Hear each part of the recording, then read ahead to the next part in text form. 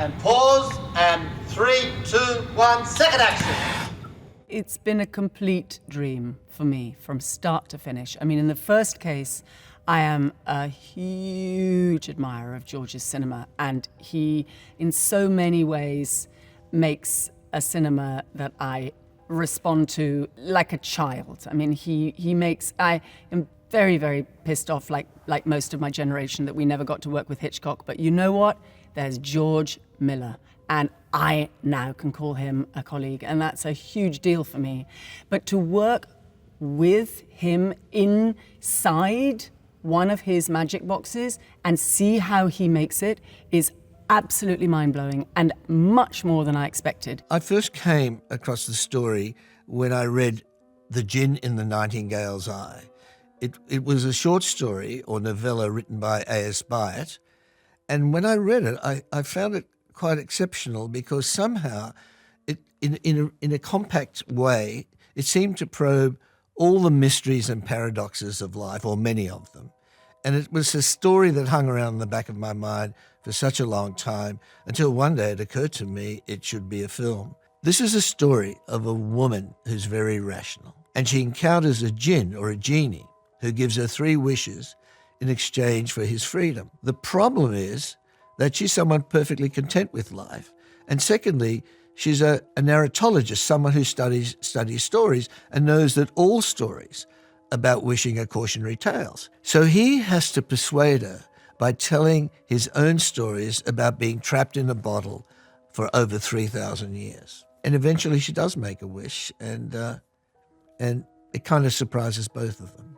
The shape of the film, the sort of trajectory, the arrow's journey of the film is, to a certain extent, about evolution, about human evolution, social evolution, I would say.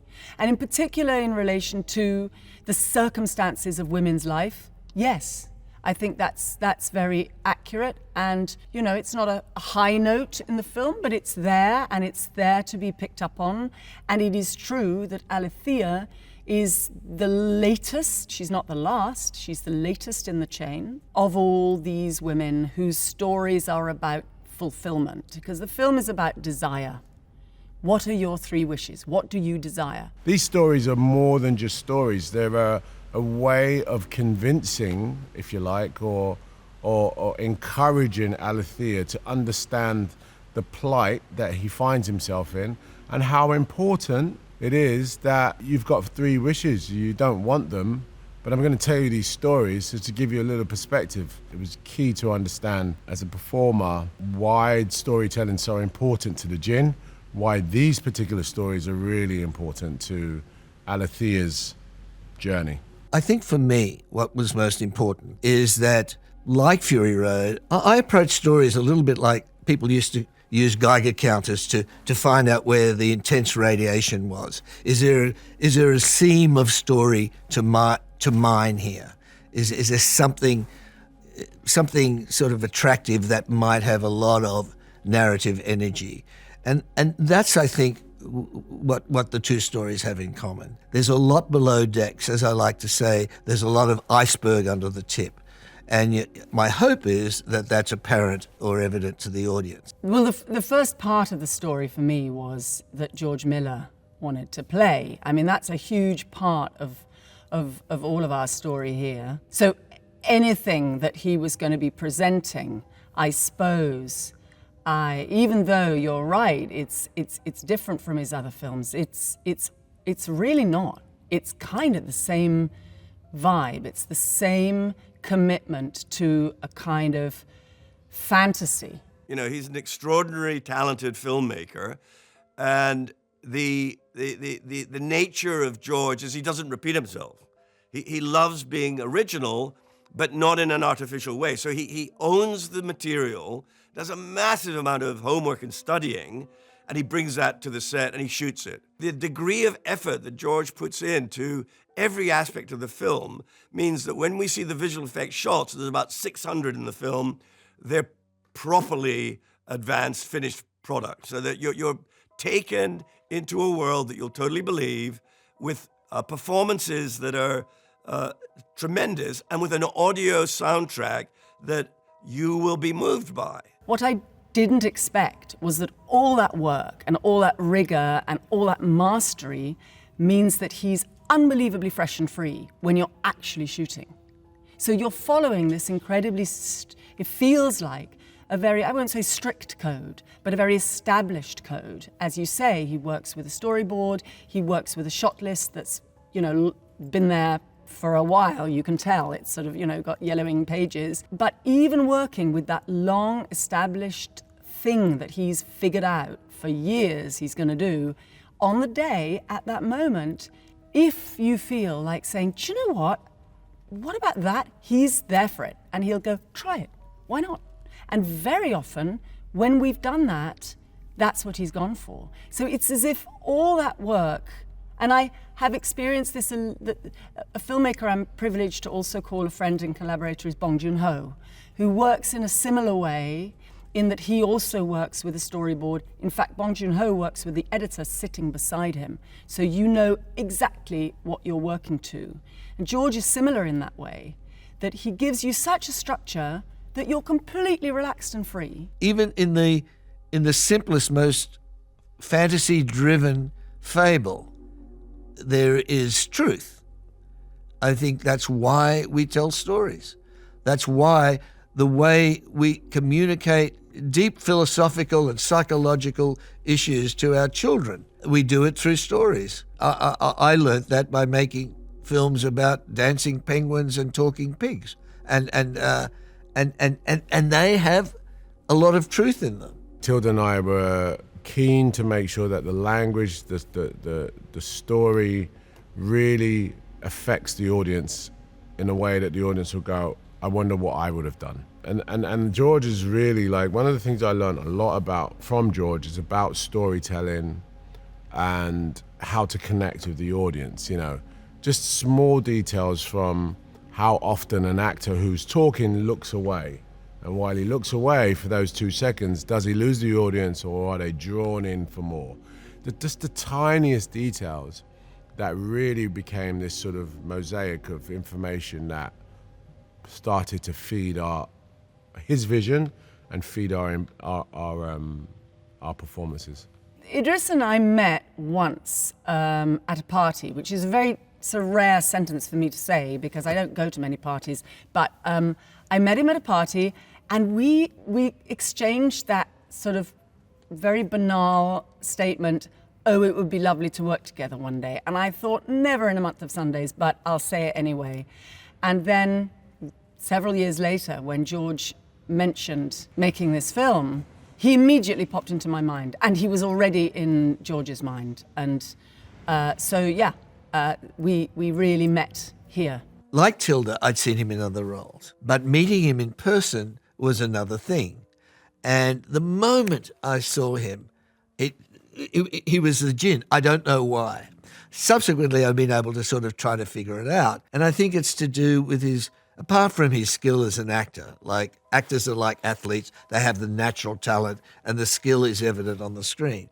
But apart from that is that question of charisma. And charisma is kind of paradoxical because on the one hand, you've got somebody who's very accessible. You almost can be their best friend, or you have this feeling that they can be your best friend. On the other hand, they're amazingly mysterious. And that kind of conflict, that paradox, I think, is one of the essences of charisma. This is a Djinn that felt human emotion. This is a Djinn that started to fall in love. This is a Djinn that started to fall into desire. He's immortal, so it's very uncharacteristic for him to start to fall in love, share human emotion, wants and desires in the way that he did. And it was that began to unravel his journey. So these stories, they're placed in the film as a way of giving Alithea a little background, but in truth, for him, this is therapy. This could be read, this film, as the story of a woman who sees things. She sees the Djinn. Now, there's a whole question for the audience about whether anybody else can, and we play little games with that. But it is possible that Alithea has brought up the Djinn. I think she thinks that she might have brought him up. So my point being, he's the Djinn that she needs him to be. One of the essential questions she struggles with, am I mad or is this real? What is real? I mean, I think philosophers talk about ontological questions. What is reality? How do we know if something's real or not? What is existence? And all these issues are there, at least to some extent, questioned in our story. She's invested herself in being content, in being detached from emotion, love stories. She says she finds emotion through story. So when she meets the Djinn and the Djinn says, what are your desires? She says, dude, I don't have any. And she's really proud of that. She thinks that's a great position, to not have any desires. I think her evolution in the course of the film is that she readdresses that and she evolves. She transforms, in fact. She's on this precipice of being, the Djinn brings her to the end of that particular line of living this sort of self-sufficient, unemotional, detached life. So the Djinn, in order to explain who he is and why he needs the 3 wishes from Alithea, is obliged to tell the stories that really affected him over 3,000 years. First of all, how he got into the bottle.